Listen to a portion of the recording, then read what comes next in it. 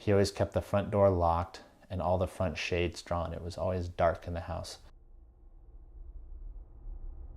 There was a line of trees that shielded the back of the house from anybody, so nobody could see in. He was very subtle, like, let's cuddle, can I make you feel good? Can I show you how your body works?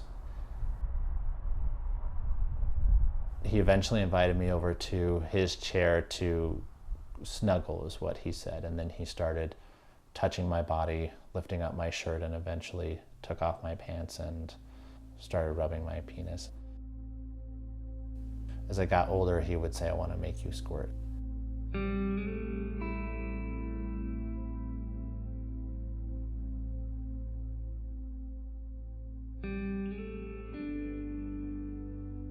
Afterwards, he would say, no, don't tell anybody because they won't understand. And I could go to jail. And I didn't know how to stop this person. You know, I was 11, I was small. And he was over, you know, he was 6 feet tall and probably over 200 pounds. And so he could easily have overpowered me. And I didn't know what to do. I think I just kind of froze.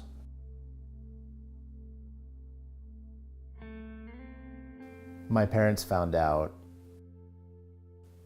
and from there they called the police, and then the FBI got involved.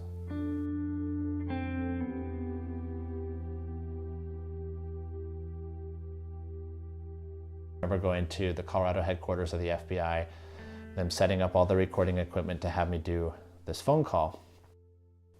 I remember him asking, like, what's going on? And I said, well, the police have been asking me a bunch of questions about what's happened and what you did. And he said, well, what did you tell him? And I said, I didn't tell him anything. I said, I'm too scared. I don't know what I should do. I said, I don't know what to do. And he told me, well, don't tell him about anything that happened between us. And I said, but you did it.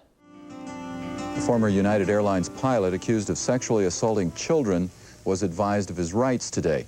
Floyd Tom Travers returned to Denver last night after being on the FBI's most... And I remember watching all the news stations air the story as he walked through the airport in handcuffs, and thinking, as a kid, I thought, all my friends are going to find out.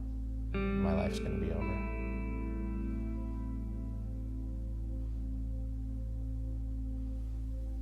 The first probably, I think, 6 or 7 years, he was denied parole. And then that happened about every 2 to 3 years. The last one, he waived his right to parole because he didn't think that he would get out. And then he was released early, and I think it was about 14 years that he served out of the 20, and he was mandatorily released without parole. So he didn't have to check in with any parole officer or any supervision aside from registering as a sex offender, and he has to check in once a year or any time that his address changes.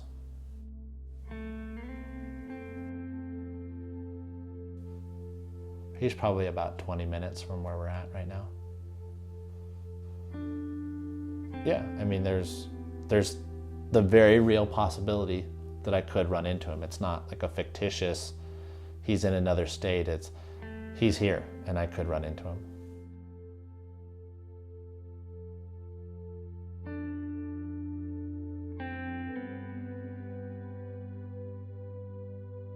When I see the house where the majority of this happened, that's really hard. And I think if there's anything that I've struggled with more than anything, it's the anger that he was able to take what he wanted from me and then walk away. That's not fair. Nobody should have to go through that.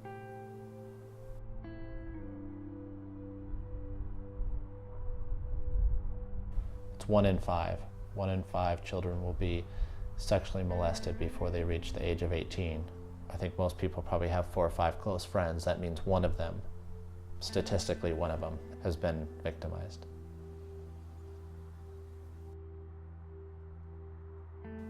If you could have like a balloon go up, like a red balloon tied to everybody, it would be incredibly obvious how wide-reaching this problem is.